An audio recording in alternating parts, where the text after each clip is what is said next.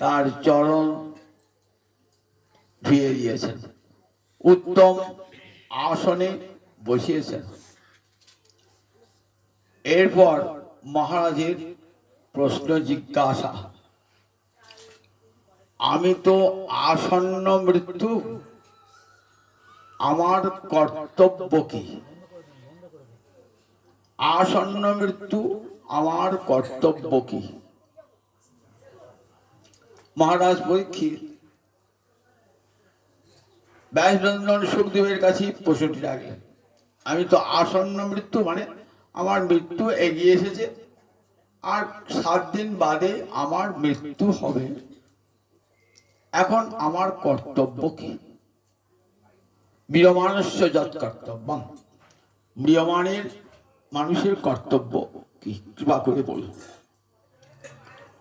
সুখদেব মৌনী, কথা বলেন না। আজ প্রথম কথা বলবেন, আজ প্রথম হরিকথায় মুখর হবে। প্রথম বলছেন, প্রথম মুক্তি খুলে বলছেন, মহারাজ তোমার প্রশ্নটা অধিকতর শ্রেষ্ঠ। এসতে প্রশ্ন বরিয়ান, তোমার প্রশ্ন অধিকতর শ্রেষ্ঠ। বরিয়ান মানে অধিকতর শ্রেষ্ঠ, বর মানে শ্রেষ্ঠ, তার সঙ্গে সংস্কৃতে ইয়সুন প্রত্যয় করলে হয় বরিয়ান, অধিকতর শ্রেষ্ঠ। বর, বরিয়ান, বরিষ্ঠ। বরিষ্ঠ মানে সবচেয়ে শ্রেষ্ঠ। তা তোমার প্রশ্নটি অধিকতর, এটা কখন বোঝানো হয়? তুলনা বোঝাতে হয়, তুলনা বোঝাতে। আপনি একটা প্রশ্ন করেছেন, উনি একটা প্রশ্ন করেছেন, আমি বললাম যে আপনার প্রশ্নটা ওর চেয়ে ভালো। তা সেখানে তো দুজন কেউ নাই, একজনই আছেন, তাহলে সেখানে তো তোমার প্রশ্নটা শ্রেষ্ঠ বললেই পারতেন, অধিকতর শ্রেষ্ঠ বলার দরকার ছিল না। কিন্তু বলেছেন তোমার প্রশ্নটি অধিকতর শ্রেষ্ঠ। মনে হচ্ছে যেন আরো একজন কেউ প্রশ্ন করেছেন, আরো একজন কেউ যেন প্রশ্ন করেছেন মনে হচ্ছে, কিন্তু কেউ তো প্রশ্ন করেন নাই। সেখানে একমাত্র প্রশ্ন করেছেন মহারাজ পরীক্ষিত। তাহলে অধিকতর শ্রেষ্ঠ কথাটি বললেন কেন? তাহলে আর কার প্রশ্নকে মনে হয়েছে? আমাদের সুখদেবের। সুখদেবের মনে পড়েছে মহারাজ পরীক্ষিতের পিতামহ অর্জুনের কথা মনে পড়েছে।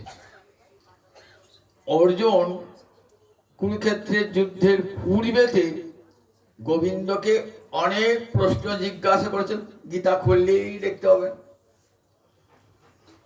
অর্জুনের জিজ্ঞাসা, গোবিন্দের উত্তর। গোটা গীতাটা খুঁজে দেখবেন, কোথাও কিন্তু এই প্রশ্নটা নাই যে আসন্ন মৃত্যু জীবের কর্তব্য কি। কত প্রশ্ন করেছেন অর্জুন তো, কিন্তু অর্জুন এই প্রশ্নটা করেননি যে আসন্ন মৃত্যু জীবের কর্তব্য কি। তাই প্রথমেই প্রশ্নের প্রশংসা। মহারাজ তুমি যে গোবিন্দের কৃপা প্রাপ্ত, তাই তোমার একটি নাম হলো বিষ্ণু রাত। মহারাজ পরীক্ষিতের আর একটি নাম বিষ্ণু রাত। রাত মানে রক্ষিত। বিষ্ণু কর্তৃক রক্ষিত হয়েছিলেন কখন? যখন মায়ের পেটে ছিলেন তখন রক্ষিত হয়েছিলেন মায়ের পেটে। কি রকম?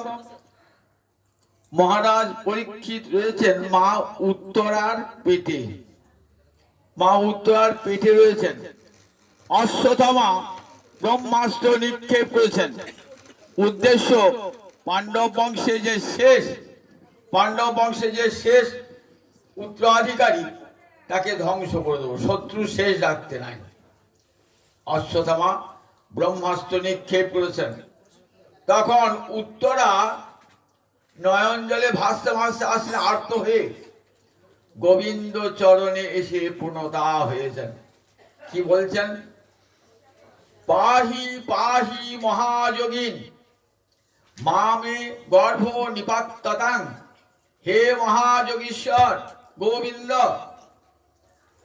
পাহি পাহি, আমাকে রক্ষা করো। আমি কেন রক্ষা প্রার্থনা করছি? আমার পেটে একটি সন্তান আছে, দ্বিতীয় প্রাণ আছে, আমার সেই সন্তানটি যেন বিনষ্ট না হয়, মামে গর্ভ নিপাততাং, আমার গর্ভস্থ সন্তানটির যেন বিনাশ না হয়। আমি তো জননী অভাগিনী, আমি তো বিধবা রমণী, সুতরাং আমি আর বাঁচতে চাই না, কিন্তু আমার সন্তানটি বাঁচুক। সন্তান যখন পেটে, তখনই কিন্তু স্বামী অভিমন্যুর মৃত্যু হয়ে, জানেন তো। কুরুক্ষেত্র মহাভারত বলি দেখতে পাবেন, সপ্তরথী ঘিরে অভিমন্যু তখন 16 বছর বয়স, সপ্তরথী ঘিরে অভিমন্যুকে হত্যা করেছে। সেই অভিমন্যুর পত্নী হলেন উত্তরা। উত্তরার গর্ভে তখন রয়েছেন মহারাজ পরীক্ষিত। বলছেন মামে গর্ভ নিপাততাং, আমার গর্ভস্থ সন্তানটি যেন বিনষ্ট না হয়। আর চুপ বসো না, কি করছে এই মেয়েটা, বসু করে। মামে গর্ভ নিপাততাং, আমার গর্ভস্থ সন্তানটি যেন বিনষ্ট না হয়। কেন সন্তানের জন্য তোমার এত আকুলতা?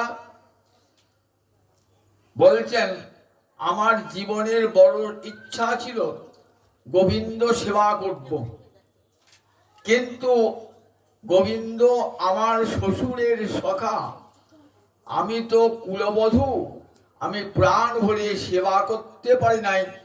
বধূর লজ্জাবশত আমার অন্তরে ইচ্ছা আমি পুত্র দ্বারে গোবিন্দ সেবা করব। শাস্ত্রে বলেছে আত্মা বই জায়তে পুত্র, নিজের আত্মাই পুত্র রূপে জন্মায়। তাহলে পুত্রের অনেকে দেখেন না, আমি তো লেখাপড়া শিখতে পারি নাই, আমার ছেলেটাকে লেখাপড়া শেখাবো। আমার তো বড় চাকরি হয় না, আমার ছেলেটা বড় চাকরি, সবাই চায় জীবনে। কারণ নিজের আত্মাই পুত্র হয়ে জন্মায়, পুত্রের দ্বারাই পিতামাতার বাঞ্ছা পূর্ণ হয়। তাই আমার অন্তরে বাঞ্ছা কৃষ্ণ সেবা, সেটা পূর্ণ করবে কে? আমার সন্তান। এই জন্যই চাইছি আমার গর্ভস্থ সন্তান যেন বিনষ্ট না। গীতায় ভগবান কি বলেছেন বলুন দেখি? কৌন্তেয় প্রতিজানিহি ন মে ভক্ত পুনশ্যতি। ওহে কুন্তীর নন্দন, তুমি জগতে প্রতিজ্ঞা করে বলো, আমার চরণে যে শরণাগত হয় তার বিনাশ নাই, বিনাশ নাই, বিনাশ নাই। গোবিন্দ চরণে যে শরণাগত তার কখনো বিনাশ হয় না, এটা গোবিন্দের নিজের প্রতিজ্ঞা। রাম অবতারে প্রতিজ্ঞা করেছিলেন, যদি একবার কেউ আমার চরণে শরণ গ্রহণ করে, সকৃদেব প্রপন্নজ তবাস্মিতি যাচতে অভয়ং সর্বদা তস্मै দদাম্যে তৎব্রতং মম। রামায়ণ যখন রাম রাবণের যুদ্ধ হচ্ছে না, তখন বিভীষণ রাবণ কর্তৃক পরিত্যক্ত হয়ে এসে রামচন্দ্রের চরণে শরণাগতি গ্রহণ করেছে। সুগ্রীব বলছে, প্রভু বিভীষণ শত্রুর ঘরের লোক, সুতরাং বিশ্বাস করে তাকে তুমি স্থান দিও না। ভগবান বলেছেন দুটা নাই, কি করব? সুগ্রীব বলছে নিও না, আবার এইদিকে বিভীষণ আমার চরণে এসে শরণাগত হয়েছে, এখন আমি করি কি?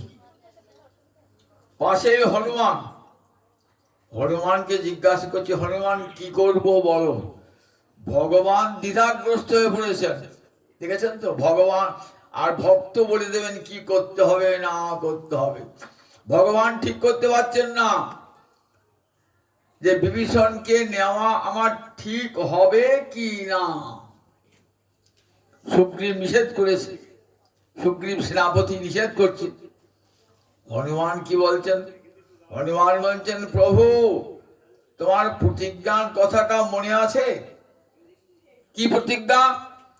তুমি প্রতিজ্ঞা করে কি বলেছো? সকৃৎ এব প্রপন্ন সকৃৎ মানে সংস্কৃত শব্দ একবার একবার কৃষ্ণ তোমার হই যদি বলে একবার ভববন্ধ হইতে কৃষ্ণ তারে করেন পার। একবার যদি কেউ বলে হা কৃষ্ণ আমি তোমার হলাম, এই বলে যদি গোবিন্দ চরণে একবার যদি শরণ গ্রহণ করে সকৃৎ, তাহলে তাকে ভববন্ধ সংসার বন্ধন থেকে মুক্তি দান করেন ভগবান। তুমি কি প্রতিজ্ঞা করেছ? সকৃদেব প্রপন্ন তবাস্মিতি চ যাচতে। সকৃদেব একবার যদি, তব অস্মি, তব মানে তোমার, অস্মি আমি হই, একবার যদি বলে আমি তোমার হই, ইতি যাচতে এমনি করে প্রার্থনা জানায়, অভয়ং সর্বদা তস্मै দদামি এতৎ ব্রতং মম। আমি তাকে অভয় দান করি, এটা আমার ব্রত। ব্রত করলে কি হয়? ব্রতের নিয়মটা পালন করতে হয়। একাদশী ব্রত পালন করবেন তো শাস্ত্রে বলা আছে কেমন করে একাদশী ব্রতটা পালন করবেন। ওদিন যেন পঞ্চশস্য খাবেন না, ওদিন পরনিন্দা পরচর্চা করবেন না, ওদিন সারাদিন হরিনাম সংকীর্তন নিয়ে থাকবেন এটুকুই, এবং পরদিন যথাসময়ে নির্দিষ্ট সময়ে পালনটি করবেন।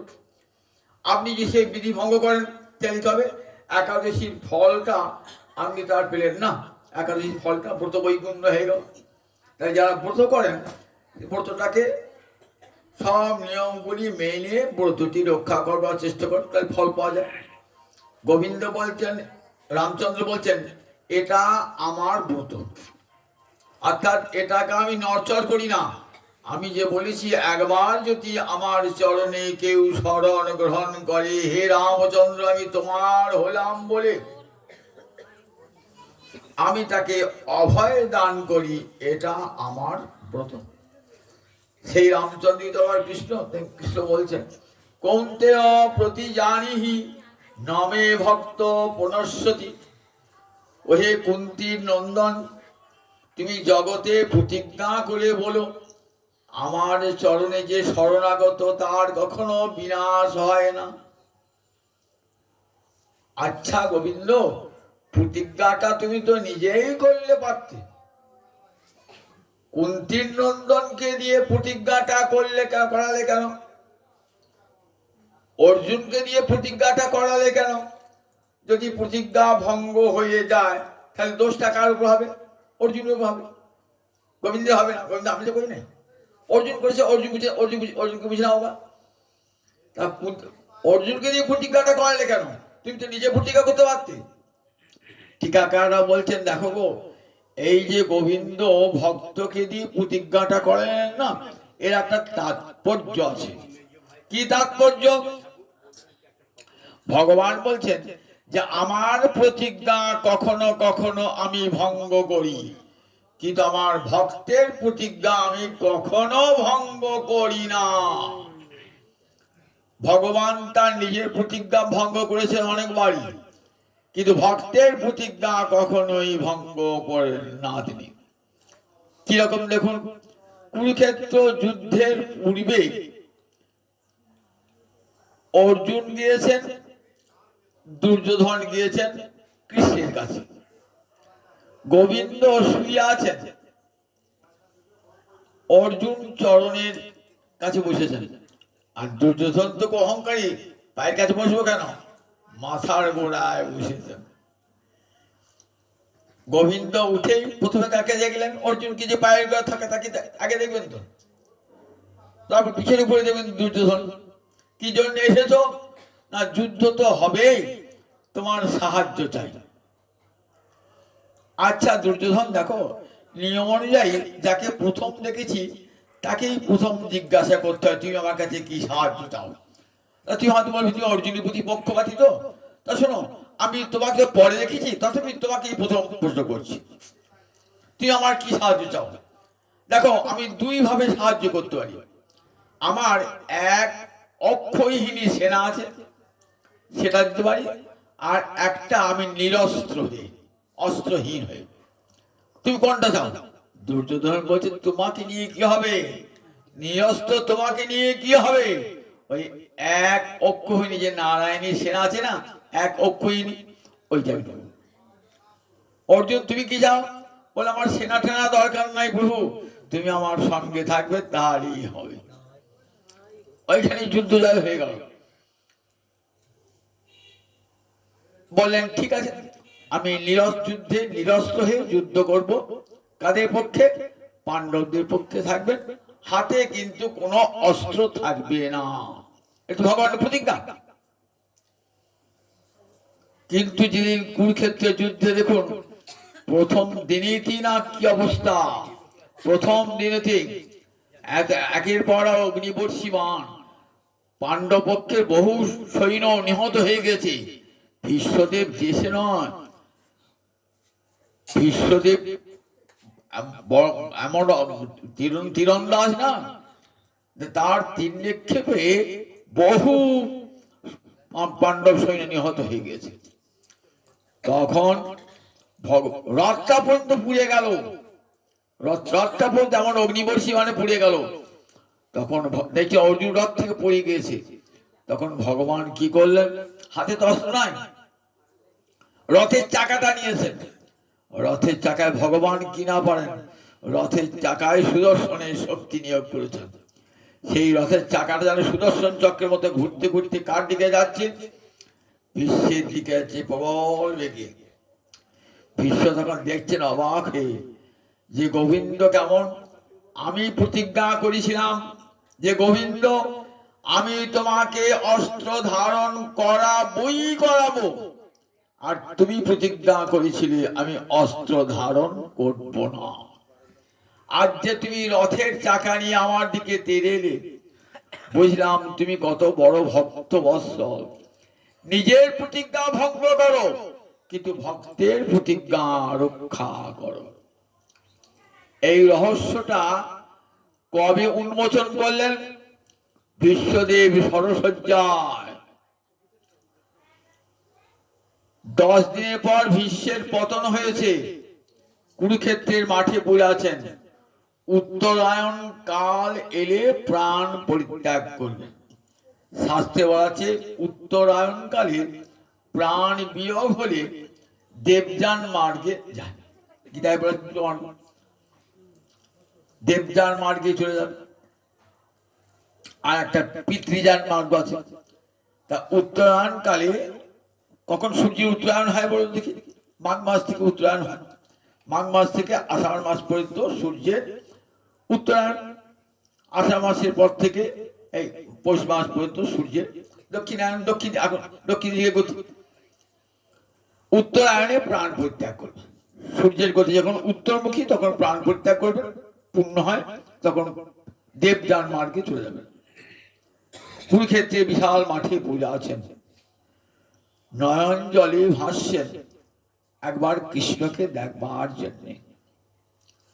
যুদ্ধ শেষ হয়ে গেছে, মহারাজ যুধিষ্ঠির ভারত সম্রাট, কিন্তু মনে এতটুকু আনন্দ নাই।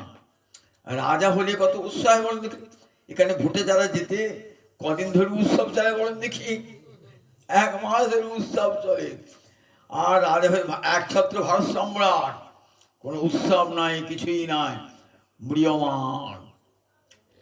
মনে মনে ভাবছেন যে এই যুদ্ধ না করলে ভালো হতো। ঘরে ঘরে কত নারীর ক্রন্দন, তারা পতিকে হারিয়েছে। কত জননী কাঁদছে, তাদের সন্তান হারিয়েছে। ঘরে ঘরে কান্নার রোল। যুধিষ্ঠিরের মনে এতটুকু শান্তি নাই। যুধিষ্ঠির যে লোক নয় তো, হরিদাস। শাস্ত্রে কজন হরিদাস? 3 জন হরিদাস। শ্রীহরির চিহ্নিত দাস 3 জন। কে কে?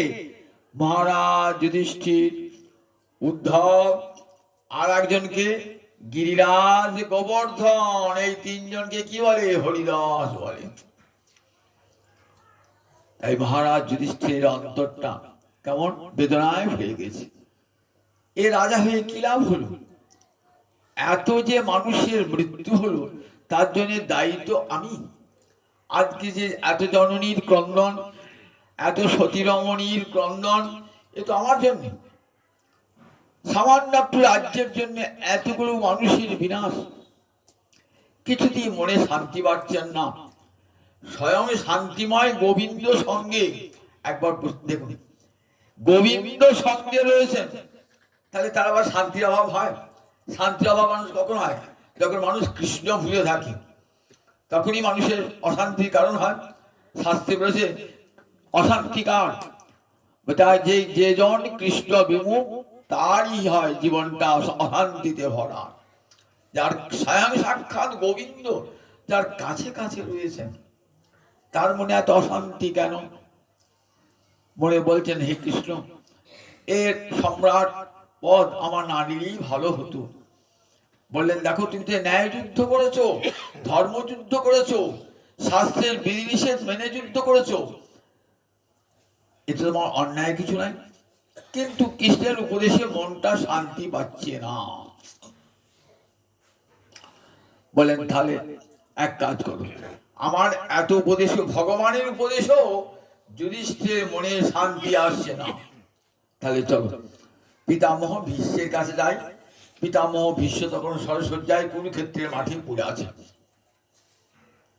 মনে মনে ডাকছেন, হে গোবিন্দ, সদেব দেব ভগবান, একবার এসো গোবিন্দ, একবার তোমার চরণ কমল দর্শন করতে করতে আমি প্রাণ বিসর্জন করিব।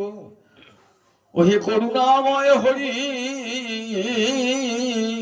একবারে দেখা দাও হে, একবার তোমার চরণ কমলে দর্শনে করি, তোমার নামে স্মরণে করতে করতে প্রাণ বিসর্জন করিব।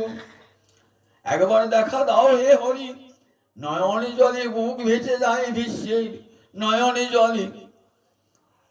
একবার কৃষ্ণ দর্শনের জন্য বিশ্ব নয়ন জলে ভাসছেন। কতক্ষণে কৃষ্ণ আসবেন? বলি, আর কি কৃষ্ণ রইতে না পারে, বলি আর কি কৃষ্ণ রইতে পারে। ভক্ত যখন আকুল হয়ে ডাকে, হে গোবিন্দ এসো বলে, তখন কি ভগবান রইতে পারে? ভক্তিভুকা ভগবান, ভক্ত কাঞ্চে নয়নে জলে। ভগবান গেলেন কাকে সঙ্গে নিয়ে? ভগবান যুধিষ্ঠিরকে সঙ্গে নিয়ে যাচ্ছেন গোবিন্দ। শুধু যুধিষ্ঠির নয়, পঞ্চ পাণ্ডবকে সঙ্গে নিয়ে যাচ্ছেন। সঙ্গে মা কুন্তি মাও রয়েছেন, পড়ে আছেন কুরুক্ষেত্রের মাঠে। গোবিন্দ দর্শন করে ছল ছল আঁখি গোবিন্দ দর্শন করে ভাবছে, আহা, আমার গোবিন্দ কেমন ভক্ত বৎসল, ভক্ত ডাকিলে রইতে না রে, ভক্ত বৎসল হরি, ভক্ত ডাকিলে রইতে না রে। নয়ন জলে ভাসছেন বিশ্বদেব। গোবিন্দ গিয়েছেন, বলছেন, গোবিন্দ তুমি কত করুণাময়, তোমার কত করুণা গো। যুধিষ্ঠির মাথাটি নত করে আছেন, অন্তরটা বিষণ্ণতায় ভরা। ভীষ্ম বলছেন, দেখো যুধিষ্ঠির, দুঃখ করো না, আমি তো এটাই চেয়েছিলাম, তুমি কৌরব সম্রাট, পাণ্ডব সম্রাট হও, ভারত সম্রাট হও, এটাই তো আমি চেয়েছিলাম। দেখো, ভক্তবাঞ্ছা পূর্ণকারী গোবিন্দ সেই বাঞ্ছায় আমার পূর্ণ করেছেন। তুমি আজ ভারত সম্রাট, তুমি পৃথিবীর অলংকার, তুমি ন্যায় যুদ্ধ করেছো, তাহলে তোমার দুঃখ কেন? অন্তরে শান্তি পাচ্ছ না, তার কারণটা কি জানো? অন্তরে শান্তি পাচ্ছ না কি? তার কারণটা হচ্ছে গোবিন্দ তোমাকে আমার কাছে নিয়ে আসবেন, আমি দেখতে চেয়েছি তো, সেই জন্যই তুমি অন্তরে শান্তি পাচ্ছ না। ভগবানের উপদেশেও তোমার মনে শান্তি আসছে না। জানো, গোবিন্দের সব কিছু কার্যের পশ্চাৎ একটা কারণ লুকিয়ে থাকে। গোবিন্দের লীলা মহিমা তার মধ্যে লুকিয়ে থাকে। গোবিন্দাস কৃপা করে দেখা দেবেন কাকে? বিশ্বকে দেখা দেবেন বলেই যুধিষ্ঠিরের মনে এত অশান্তি। যুধিষ্ঠির অশান্তি না হলে আর যাবেন না ভগবান। নিয়ে গেছেন তো, যুধিষ্ঠির দেখছেন নয়ন জলে ভাসছে। মহারাজ বিশ্বদেব নয়ন জলে ভাসছেন। বিশ্বদেব বলছেন, শোনো যুধিষ্ঠির, আজ তোমার সঙ্গে কে এসেছেন জানো? তুমি তাকে কি মনে করো? ও তো আমার মামার ছেলে, আমার মামাতো ভাই বলে মনে করো। বসুদেব তো মামা সম্পর্কে, বসুদেবের সন্তান কৃষ্ণ। জানো, আবার কি ভাবো? রথি তো সারথি ভাবো, আবার ভাবো বন্ধু, সখা ভাবো, ভাই ভাবো। কিন্তু মনে রেখো, কে জানো, তোমার চিনতে পারো না, সম্পর্কের আবরণে ঢাকা রয়েছে তো চিনতে পারো না। কে জানো আজ তোমার সারথি রূপে কে তোমার রথ টেনেছে জানো? যিনি হলেন আদ্য গুরু নারায়ণ, অখিল গুরু নারায়ণ শ্রীহরি। তোমাদের সারথি রূপে এসেছেন, তোমাদের সখা রূপে এসেছেন। চিনতে পারো নাই? এটা তাই নররূপে তার লীলা, তার অনন্ত লীলার মধ্যে এই নররূপে লীলা বড় বড় সুন্দর লীলা। কৃষ্ণের যতে কলীলা সর্বোত্তম নরলীলা, নরবপু তাহার সর। কৃষ্ণের যতে কলীলা সর্বোত্তম নরলীলা, নরবপু তাহার সর। আরো অনেক দেহেতে গোবিন্দ লীলা করেছেন। মৎস্যরূপে এসেছেন, তখন আমার লীলার মাধুরী ছিল। মৎস্যরূপে এসেছেন, কুর্ম রূপে এসেছেন, বরাহ রূপে এসেছেন, বামন রূপে এসেছেন। তখন এসব লীলা, এত লীলার মাধুর্য ছিল। আমরা দেখি আর ছোট পুঁটি মাছ হয়ে সত্যব্রত মণির হাতে এসেছে। সত্যব্রত মণি কৃতমালা নদীতে তর্পণ করছেন। তর্পণ মানে পুরুষের উদ্দেশ্যে জল দেওয়া, নদীতে জল দেবে। এখন যদি জল নিয়েছেন, দেখি পুঁটি মাছ লাফাত লাফাচ্ছিল। জলটা তো দেওয়া যায় না, ফেলে দিয়েছেন। পুঁটি মাছটা কথা বলছে, বলছে, ও ঠাকুর, আমাকে ফেলে দিচ্ছ কেন? জানো না জলচর প্রাণীরা কেমন হিংস্র? মায়েরা ছাদিকে খেয়ে দেয়, মায়েরা সন্তান দিকে খায়, আমাকে ফেলছো? তুমি উনি করুণাময়, আমাকে নিয়ে চলো। কি করবেন? মাছটা কথা বলছে তো মানুষের মতো। কমণ্ডল দিয়ে ভরে নিয়ে এলেন। কমণ্ডল দিয়ে ভরে নিয়ে এলেন তো কমণ্ডল থাকতে থাকতে আস্তে আস্তে আস্তে বলছে মাছটা, ও মুনি, আমি থাকতে পারছি না কমণ্ডলিতে, জায়গা বড় বড়। ভাবছেন বড় এই পুঁটি মাছ হাতে টাকা এলো, নিয়ে এলাম, আবার এই মধ্যে বেরোও গেল। দাদা বাড়িটা আমায় যেতে দাও, আমার আশ্রমে যেতে দাও। আশ্রমে গিয়েছেন, দেখছেন বাবারি আর মাছটা এত বড় হয়ে গেছে। কমণ্ডল, বড় কমণ্ডল, ছোটখাটো কমণ্ডল না, জায়গায় হচ্ছে না। তোমাকে একটা বড় জ্বালা দিলেন। জ্বালায় বড় জ্বালা মানে আগেকার দিনে জল রাখার বড় জ্বালা ছিল, জ্বালার মধ্যে ভরে দিলেন। এই কয়েক মুহূর্তের মধ্যেই বলছেন, মাছটা বলছে, ও বুড়ি, আমি থাকতে পারছি না, আমার জায়গা বড় করো। এ বাবা, হাতে ছিল এইটুকুনি, কমণ্ডলটি ভরে আনলাম, আবার জ্বালায় গেলে বড় হয়ে গেছে, তার চেয়ে বড় জায়গা দিচ্ছে, সঙ্গে সঙ্গে বড় হচ্ছে। আচ্ছা বড় তো বাবু, আচ্ছা মাছ বড় তো, কোনো মাছ তো বাড়ে না। এমনি করে বাড়তে বাড়তেও আমাকে দিঘিতে দিয়েছে। একটা দিঘিতে দিলে দিঘি সমান হয়ে গেল। ও বাবা, দিঘিতেও জায়গা হচ্ছে না, চলো তোমাকে যে নদীতে, সেই নদী ফেলি। তখন বলছে, আচ্ছা একটা কথা জিজ্ঞাসা করবো, যে কোন জগতের কোন মাছ এই মিনিটে মিনিটে বেড়ে যায় না, সময় লাগে বাড়তে। তুমি আমার যাওয়ার আশা এই মুহূর্তে কত বড় হয়ে গেলে, কে তুই বল? চিনতে পারলেন না উনি নয়, আমাকে মাছ মনে করলেন নয়। দেখো, আমার মায়ায় তুই যতই তপস্যা করো, যাই করো, আমার মায়াকে চেনো না। আমার মায়ায় তুমি আমার মোহিত, আমাকে মাছ বলেই ভেবেছো। আমি কে জানি, আমি ভগবান শ্রীহরি মৎস্যরূপে তোমাকে কৃপা করতে দিবে। তখন তো ভগবান লীলা হয়েছে, তখন তো ভগবানের লীলা হয়েছে, মৎস্যরূপে ভগবানের লীলা। কিন্তু এখন সেই লীলার রসমাধুরী আমরা নরলীলায় কিন্তু উত্তম মাধুরী ভগবানের, এত ভক্ত বাৎসল্য ভগবানের। নয়ন জলে বিশ্বভাস গোবিন্দকে দর্শন করে বলছেন যে, গো দানব, আজ কেন এখানে এসেছেন যুধিষ্ঠির জানো? কেন এখানে তোমাকে নিয়ে এসেছেন কেন জানো? যে তার যাই না পিতামহ, আমি অন্তরে অন্তরে ডাকছিলাম, প্রভু আমি তো তোমার কোনোদিন সেবা করি নাই, তাই আমি তোমার চরণ দর্শনের অধিকারী নই। সারা জীবন যারা তোমার ভজন সাধন করে তারাই মৃত্যুকালে তোমার চরণের ছায়া দর্শন করে, আর আমি তো সাধন ভজন কিছুই করি না। কিন্তু প্রভু আমার একটা সাধন ছিল। কি সাধন ছিল না, তোমার যারা ভক্ত পাণ্ডব তাদেরকে আমি ভালোবাসতাম, সেই জন্য আমার অন্তর একটা জোর ছিল প্রভু তোমার উপর, যে আমি তোমাকে ভালো না বাসি, তোমাকে ভজন না করি, তোমার ভক্তকে তো ভালোবাসি আমি। দেখেছেন তো, ভগবানকে না ভালোবাসলো, যদি ভগবানের ভক্তকে ভালোবাসেন তাহলে ভগবানই কৃপা করতে বাধ্য। ভগবান বিশ্বদেবের কিন্তু কোনো ভজনের কথা নাই, বিশ্বদেবের কোন ভজনের কথা শাস্ত্রে নাই।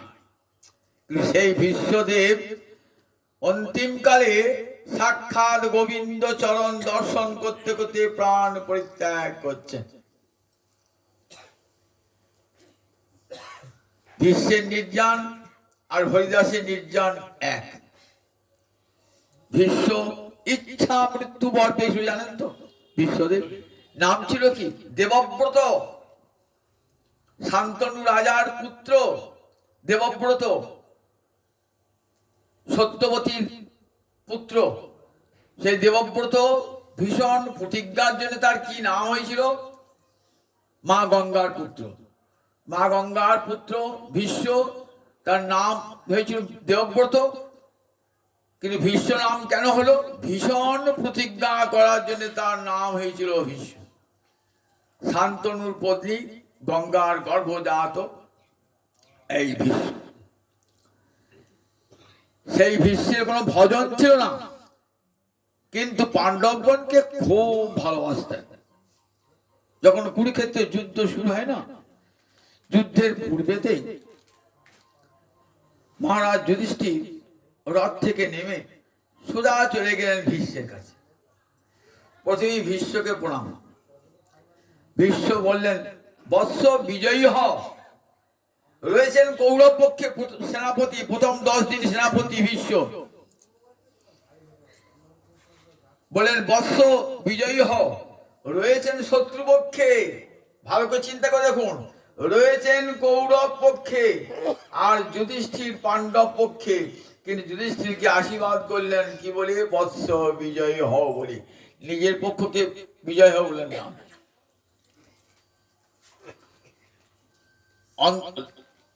বিশ্বদেব রয়েছেন কোথায়? বিশ্বদেব রয়েছেন কৌরব পক্ষে, কিন্তু মনটা কোথায়? মনটা রয়েছে পাণ্ডবদের দিকে। একথা দুর্যোধন জানতেন। গীতাটা পড়লে দেখবেন দুর্যোধন বলছেন যে ভীষ্মকে চোখে চোখে রেখো, কারণ ভীষ্মের মনটা তো বুঝতে পারছেন। দুর্যোধন তো খুব পণ্ডিত বিচক্ষণ ছিলেন, তিনি বুঝতে পারতেন ভীষ্ম আমার খায় আমার পরে বলে আমার দলে যোগ দিয়েছে বটে, কিন্তু সমগ্র মনটাও পাণ্ডবদের পক্ষেই আছে। দ্রোণাচার্যের মনটাও পাণ্ডবদের পক্ষে, কৃপাচার্যের মনটাও পাণ্ডবদের পক্ষে মনে মনে। কিন্তু দুর্যোধন তখন প্রতাপশালী রাজা, তাই তার পক্ষে যোগদান করেছেন বটে, কিন্তু সমগ্র মনটা রয়েছে কোথায়? মনটা রয়েছে পাণ্ডবদের পক্ষে। তাই ভীষ্ম বলছেন যে আমার তো কোনো ভজন ছিল না, কিন্তু আমি পাণ্ডবদিকে অন্তর থেকে ভালোবাসতাম এবং আমি চেয়েছিলাম এই যুদ্ধে যেন দুর্যোধন জয়ী না হয়। যদিও আমি দুর্যোধনের সেনাপতি, তবু চেয়েছিলাম মহারাজ যুধিষ্ঠির হোক ভারত সম্রাট। যুধিষ্ঠির ভারত সম্রাট হলে ভারতবর্ষের প্রজারা সুখে থাকবে, শান্তিতে থাকবে। রাজা যদি সুশাসক হয় তাহলে কি হয়? রাজা সুশাসক হলে পরে প্রজারা সুখে থাকে। আর রাজা যদি সুশাসক না হয় তাহলে কি হয়? রাজার দোষে রাজ্য নষ্ট, প্রজা কষ্ট পায়। আর গিন্নির দোষে সংসার নষ্ট, লক্ষ্মী ছেড়ে পালা। শাস্ত্রে বলে জানেন তো, গিন্নির দোষে সংসার নষ্ট আর লক্ষ্মী ছেড়ে পালা, আর রাজার দোষে রাজ্য নষ্ট, প্রজা কষ্ট পায়। তাই রাজা সুশাসক যুধিষ্ঠির মতো রাজা হয়ে পাই হবে, প্রজারা খুব সুখে থাকবেন। এই যে মন্ত্র দিয়েছিল মহারাজ যুধিষ্ঠির, ভারত সম্রাট হোক, সেই বাঞ্ছা পূর্ণ করেছেন গোবিন্দ। তাই আমি খুব সুখী। আমি যে প্রাণ পরিত্যাগ করে চলছি না, হাসি মুখে প্রাণ পরিত্যাগ করতে করতে যাচ্ছি। আমি প্রার্থনা করেছিলাম কি জানো মহারাজ যুধিষ্ঠির, দেখো কেমন ভক্তবৎসল, জানো কেমন ভক্তানুকম্পী, দেখো ভগবান জানো, তোমার মনে অসাধ, তোমার মনকে শান্তি দান করবে দেখে আসেন নাই। আমি ডাকছি অন্তর অন্তর, হে গোবিন্দ, মৃত্যুকালে যেন তোমার চরণ দর্শন করতে করতে আমি প্রাণ পরিত্যাগ করি। কত বড় দাবি বলুন দেখি একবার, কত বড় দাবি! মৃত্যুকালে যেন তোমার ওই চরণ দর্শন করতে করতে প্রাণ পরিত্যাগ করি আমি। কি দাবি! সদেব দেব প্রতীক্ষতাং যাবৎ কলে বরং হীনম্মহম। স ভগবান দেব দেব, হে দেবদেব ভগবান, তুমি দাঁড়িয়ে থাকো, প্রতীক্ষতাং প্রতীক্ষা করো। কতক্ষণ থাকবো দাঁড়িয়ে? যাবৎ কলে বরং হীনম্মহম, যতক্ষণ আমি দেহটা পরিত্যাগ না করি ততক্ষণ আমার নয়ন সমক্ষে দাঁড়িয়ে থাকো, তোমার চরণ কমল দর্শন করতে করতে আমি প্রাণ পরিত্যাগ করব। মহাপ্রভু যেমন বলেছিলেন না, মহাপ্রভু হরিদাস ঠাকুর যেমন বলেছিলেন মহাপ্রভুকে, প্রভু একটা এক বাঞ্ছা হয় মোহর বহুদিন হইতে, লীলা সম্বরিবে তুমি ভাই মোর চিতে। আমি ভাবছি শীঘ্রই তুমি লীলা সম্বরণ করবে। সেই লীলা প্রভু মোরে কভু না দেখাইবা, তোমার আগে যেন আমার শরীর পাইবা। প্রভু তোমার আগেই যেন আমি চলে যাই, প্রভু তোমার চরণ দর্শন করতে। একটা বাঞ্ছা, কি বাঞ্ছা? হৃদয়ে ধরিব তোমার রাঙা চরণ, নয়নে দেখিব তোমার চাঁদ বদন, জিহ্বায় উচ্চারিব কৃষ্ণ চৈতন্য নাম, এই মতে ইচ্ছা মন ছাড়িব পরাণ।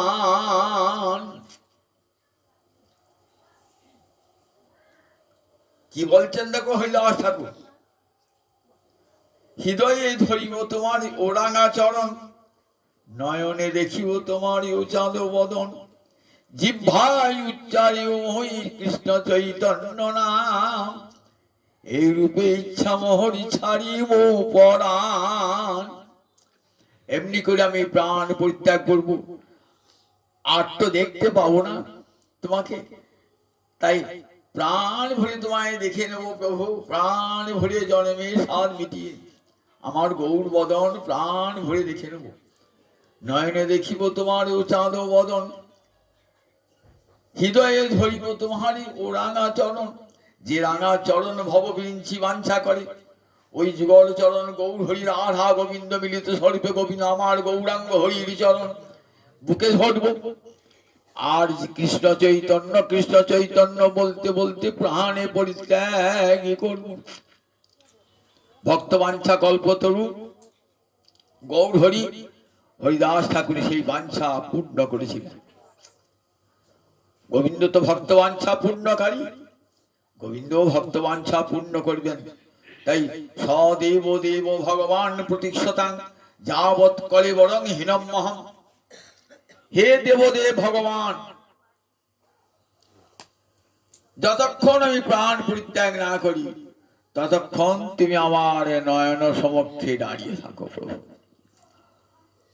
কতখানি ভালোবাসা হলে এই দাবিটা হয় বলুন দেখি, কতখানি ভালোবাসা? দাবি মানুষ কার কাছে, দাবি কার কাছে করে? ভালোবাসা মানুষের কাছে। একটা পছন্দের কাছে আপনি দাবি করবেন, তার প্রতি আপনার জোর থাকবে। যাকে ভালোবাসেন তার উপর জোর, জোর খাতে কার উপরে? ভালোবাসার মানুষ উপরে। তাহলে বিশ্বদেব যে কতখানি গোবিন্দকে ভালোবাসতেন দেখুন একবার, কতখানি জোর। আমি যতক্ষণ প্রাণ পরিত্যাগ না করছি ততক্ষণ তুমি আমার নয়ন সমক্ষে দাঁড়িয়ে থাকো। বলছেন হে গোবিন্দ, দেখো আজ তো তোমাকে দেওয়ার আমার কিছুই নাই। আজ আমার দেওয়া, আমি আর তোমাকে একটা প্রণাম পর্যন্ত করতে পারছি না। আমি তো সরসজ্জায় আসি, তোমাকে দেওয়ার মতো কোনো উপহারও আমার কাছে আজ নাই। আজ তো আমি মৃত্যু পথে যাত্রী চলেছি, শুধু আমি তো নিঃস্ব, হাতেও কিছুই নাই যে তোমাকে দেবো। শাস্ত্রে বলেছে গুরুকে দর্শন করলে পরে, ভগবানকে দর্শন করলে কিছু উপহার দিতে হয়। আজ আমি তোমাকে কি উপহার দেবো? তুমি এসেছো কৃপা করে আমার নয়নের সম্মুখে দাঁড়িয়ে রয়েছো, তোমাকে তোমার কিছু উপহার দেওয়া দরকার, কোন উপহার নাই? তা প্রভু, আমি আগে অন্তরে অন্তরে তোমাকে, আমার মনটা তোমাকে দিয়েছি, কিন্তু তখন তুমি মনটা গ্রহণ করো নাই কেন? আমার মনটা তো ছড়ানো ছিটানো ছিল। আমরা ভগবানকে মন দিত, বলি গোবিন্দ আমি আর সংসারে মন দেবো না, মনটা তোমাকেই দিলাম। এটা কথার কথা, সত্যিকার মন দিকে আমার মনটা থাকে স্ত্রীতে খানিকটা, পুত্রে খানিকটা, পিতায় খানিকটা, মাতাতে খানিকটা, এমনি করে মনটা ছড়ানো ছিটানো থাকে, সব জায়গায় থাকে।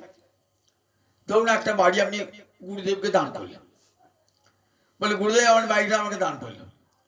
গুরুদেব দেখছেন বাড়িটা 5 জায়গায় মর্গেজ দেওয়া আছে, 5 জায়গায় লোন করা আছে, মর্গেজ দেওয়া আছে। গুরুদেব দেখলেন এই বাড়িটা যদি ছায়াতে হয় তাহলে অনেক বেশি দাম দিয়ে বাড়িটা কেনা হয়ে যাবে আমার। বলে তোমার দরকার নাই বাবা, বাড়ি 5 জায়গায় মর্গেজ দেওয়া, বাড়িটা আমাকে দান করতে এসছো। আমাদের মনটাও 5 জায়গায়, বোর কাছে একটা, ছেলের কাছে একটা, পিতার কাছে একটা, মাতার কাছে একটা, সব জায়গায় পুড়ে আসছে মনটা। তো সেই মনটা ভগবান নেবে নাকি? মর্গেজ দেওয়া মনটা ভগবান নেবে? বন্ধক দেওয়া মনটা ভগবান নেবে? ভগবান বলে দেখো সমগ্র মনটা আমাকে দিতে হবে, তবেই আমি তোমাকে নেবো, তোমার মনটা নেবো। একটা গল্প শোনায়, কৃষ্ণ আর অর্জুন দুজন সাধারণ মানুষ সেজে যাচ্ছে। অর্জুন বলছে তোমার ভক্ত দেখবি, চলো তোমাকে ভক্ত দেখাবো, তবে এই সাধারণ মানুষ সেজে চলো। দুজন সাধারণ মানুষ সেজে চললেন। একটা গ্রামের মধ্যে ঢুকেছেন, সন্ধ্যা হয়েছে।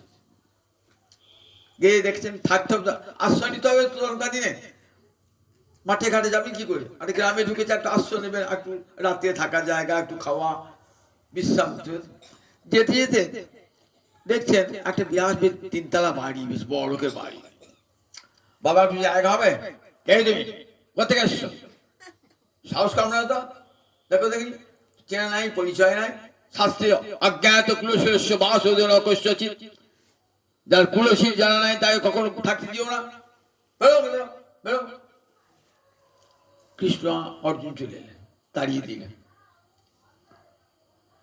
আশপাশে বলছেন তোমার আরো ধন হোক, 3 তলা বাড়ি 5 তলা হোক, 5টা গাড়ি 10টা গাড়ি হোক, 10 কোটি টাকা 20 কোটি টাকা হোক, চলেন। অর্জুন সব শুনিয়ে যাচ্ছে। এইবার ঘুরতে ঘুরতে ঘুরতে গ্রামের প্রান্তে এসেছেন।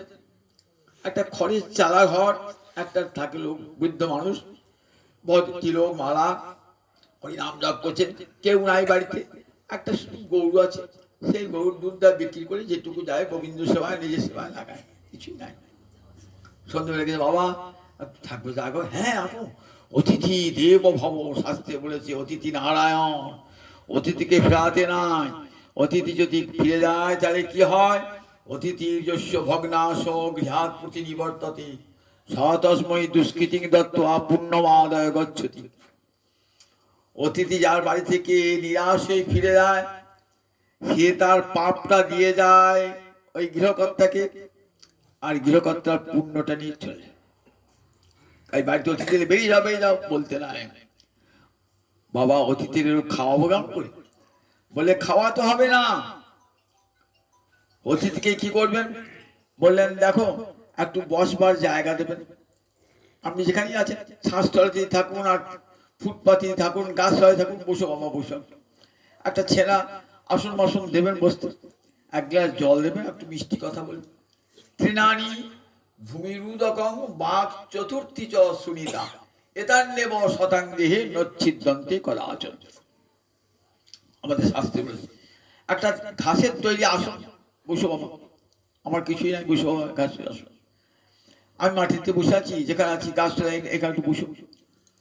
একটু জল বাড়ি থেকে গড়িয়ে এনে দিচ্ছি, কি রাস্তার টিউবওয়েল থেকে জল এনে দিলাম, আর দুটো মিষ্ট কথা, আর তো বাবার কিছু দেবার নাই।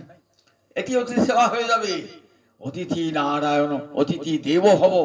আর ভারতবর্ষের ঋষিরা বলেছেন অতিথিকে দেবতা জ্ঞান করবে, কখনো অতিথিকে কখনো বিরক্ত হয়ে বাড়ি থেকে তাড়িয়ে দেবে না। তাই অতিথি এসেছেন তো, সে বৈষ্ণব তো জানে অতিথি সেবা পরম ধর্ম। গোবিন্দ তুষ্ট হবেন, গোবিন্দ হয়তো অতিথি বেশি এসেছেন, আমি যে তাড়িয়ে দিই গোবিন্দকেই তাড়িয়ে দেওয়া হবে। আসুন আমার বাবা, ও অহভাগ্য অহভাগ্য, আমরা আমার গৃহাজ এসেছেন, আসুন আসুন বলি কি করবে, একটি ছেলে আসুন আসুন দিয়ে বসিয়ে দিয়েছেন। আজ আমার গিয়ে ঠাকুর রাত্রি হয়ে গেছে, বেশ আবার থাকবার জন্য এসেছি, রাত্রে করে থাকবো। মাটির ঘর, একটু সামান্য জায়গায় শতরঞ্জি পেতে পেতে দিয়েছেন, সেখানে শোয়ার জন্য দিয়েছেন। কি খাওয়াবেন? এক বাটি করে দুধ দিয়েছেন, আর তো কিছু নাই। এক বাটি করে অর্জুনকে এক বাটি দুধ, কিছু একটা দুধ দুধ খেয়ে পরম প্রীত হয়েছেন। সকালে বাদ চলে যাবেন, এবার আমার যাই সকাল বাদ। আর যান পিছন পিছন এসেছেন, কিছু দূর আসার পর বলছে, কি বলছে, তোমার গৌরুটি মরুক। ওই লোকটা গৌরটি মরুক। অর্জুন বলছে, কি গো তোমাকে এত ভালোবাসলি, ওই গৌরটিও সম্বল, ও গৌরীটি মরুক, আর তোমাকে তাড়িয়ে দিল বাড়ি থেকে, পাঁচতলা বাড়ি হোক, এ তোমার কিরকম বিচার গো? তা বলছে, শোনো অর্জুন, আমার দুটো আশীর্বাদে দুটো মর্মটাকে ভালো করে বোঝো। আমার সঙ্গে দিয়ে রয়েছে, বুঝতে পারছো না? ওই যে লোকটা ওই 5 কোটি হয়েছে, 10 কোটি হবে তো, এইবার দেখবি কি হবে, ওর অবস্থাটি কেমন হবে। দিনের পর দিন সম্পদ বাড়বে তো, আর জ্বালা যন্ত্রণা কেমন বৃদ্ধি প্রাপ্ত হবে দেখো। ওকে কেমন দেখো ধরতে আসবে, রাজার লোক ধরতে আসবে যে তুমি কর ফাঁকি দাও বলে, ওর জেলে যেতে হবে ওকে, বুঝেছো? আর বাড়ি ঘরে ওই ছেলেদের সম্পদ নিয়ে মারামারি আরম্ভ হয়ে যাবে, ওর বিষয়টার কাছে বিষ হয়ে যাবে। সেই জন্য বললাম আরো ভুগ নরকের কীর্ত, ওর বিষয় কামনা যায় নাই, আরো বিষয় হোক, আরো বিষয় নিয়ে পড়ে থাকুক, বিষয়ের যন্ত্রণা কি বুঝুক। আর ওর গৌরী মরে যাক বলে কেন? বলে ও মনের পুরানো অংশ আমাকে দিয়ে দিয়েছে, আমাকে দিয়েছে এক আনা অংশ, গাভীটা পড়েছিল এক আনা অংশ, ওই গাভীটি মলে 16 আনাই আমাকে দেবে সমস্ত। তো ভগবান চান মনের 16 আনা অংশই আমাকে দেখ, 16 আনা অংশই আমাকে দেখ। বিশ্ব বলছেন, আমি তো মনের 16 আনা অংশ তোমাকে দিতে পারি নাই। আজ আমার জীবনের শেষ দিন, অন্তিম কাল, আজকে আমার মনটা কেমন জানো, সব কামনা শূন্য, ইতিমতির উপকল্পিতা বিশ্ব।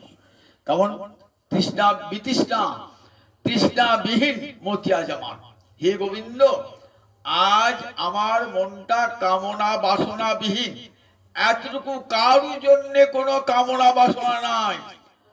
আমার সমস্ত হৃদয়টাই তোমার চরণে অর্পণ করলাম প্রভু। আমাকে এই আশীর্বাদ করো, আমি পরজন্মে যেন তোমার অর্জুন সখা, অর্থাৎ তোমার চরণে যেন আমার রতি হয় পরজন্মে।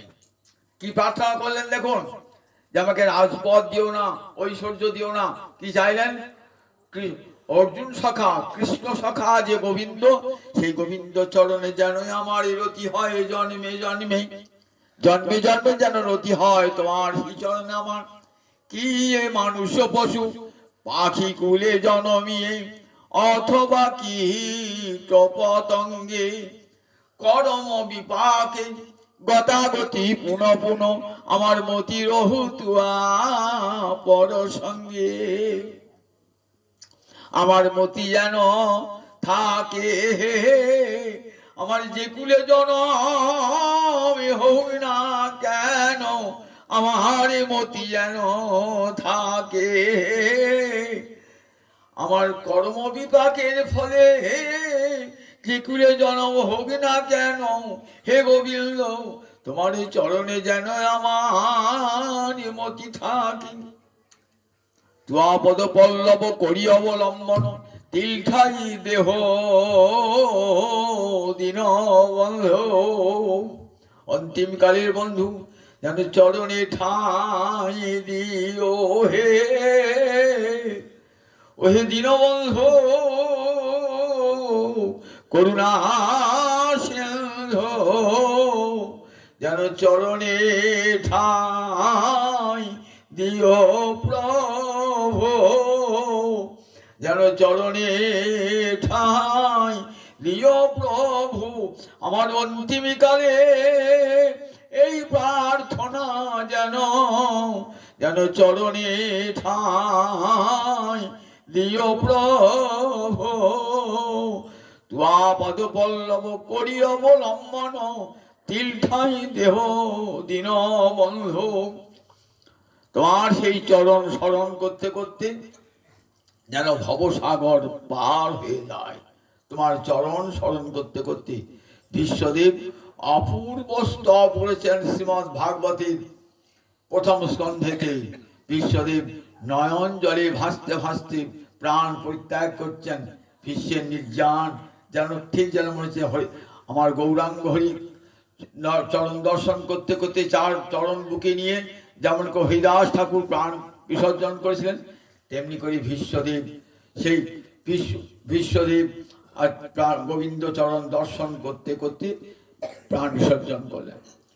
জগৎকে দেখালেন, দেখো যদি অন্তরে বাসনা থাকে যে গোবিন্দ চরণ দর্শন করতে করতে প্রাণ পরিত্যাগ করব ঐকান্তিক ভাবে, তাহলে মৃত্যুকালে গোবিন্দ চরণ দর্শন হবে, গোবিন্দ নামও স্মরণ হবে।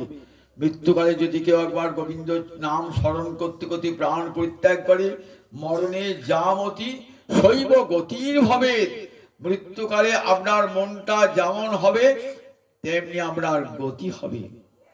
মরণে মরণে যামতি শৈব গতির ভাবে শাস্ত্রে বলেছে। কিন্তু মৃত্যুকালে কৃষ্ণ নাম সবার তো হবে না।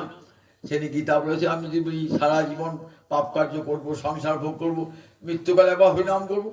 গীতায় বলে সদা তদ্ভাব ভাবিত, সব সময় মনটা কৃষ্ণ অনুরাগে রঞ্জিত হতে হবে, সাধু সঙ্গ করতে হবে সর্বদা। যেখানে নাম কীর্তন শ্রবণ কীর্তন হচ্ছে যেখানে সেখানে ছুটে চলে যেতে হবে, যেখানে আমি হরিকথা শ্রবণ হবে, হরিকথা কীর্তন করব। এমনি করে যদি 24টি ঘন্টা মনটি গোবিন্দ চরণে রাখা যায়, সংসারে সকল কর্ম করব কিন্তু মনটি থাকবে আমার গোবিন্দ চরণে। তস্মাৎ সর্বেষু কালেষু মাম অনুস্মর যুদ্ধ, সমস্ত কালে আমাকে অনুসরণ করো আর সংসারের কর্তব্য করো, সংসারের সব কর্তব্য করুন। গৃহবাসী আর বনবাসী দুটোই কোনো পার্থক্য নাই যদি মনটা গোবিন্দ চরণে থাকে। তাই নর্তম কি বলছেন দেখুন, গৌর প্রেম রসার নামে সে তরঙ্গে যে বাড়বে, সে রাধা মাধব অন্তরঙ্গ, গৃহে বা জঙ্গলে থাকে হা গৌরাঙ্গ বলে ডাকে, নরোত্তম মাগে তারও সঙ্গ। গৃহে বা জঙ্গলে থাকে হা গৌরাঙ্গ বলে থাকে। আপনি গৃহেই থাকুন আর জঙ্গলে থাকুন, হা গৌর বলে যদি থাকেন, বলেন গৌর হরি, তাহলে জানেন তার নর্তম বলছে আমি তারই সঙ্গ প্রার্থনা করি, সন্ন্যাসী সঙ্গ চাই না। হা গৌর বলে, হা কৃষ্ণ বলে যে কাঁদি, আমি তারই সঙ্গ প্রার্থনা করি। সংসারে থাকুন, যেখানেই থাকুন, মন যেন গৌর পাদ পদ্মে কৃষ্ণ পাদ পদ্মে যেন মনটি মিষ্ট হয়ে যায়। সংসারে এসেছি কৃষ্ণ সেবার জন্যই তো। দুর্লভ মানব জন্ম, গোবিন্দের করুণার দান।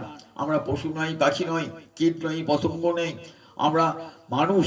মানুষের কর্তব্যই হলো গোবিন্দ স্মরণ করা। সে যদি মানব জন্ম পেয়েছি, এমন দুর্লভ মানব জন্ম পেয়ে পশুর মতো জীবন ধারণ করবো নাকি?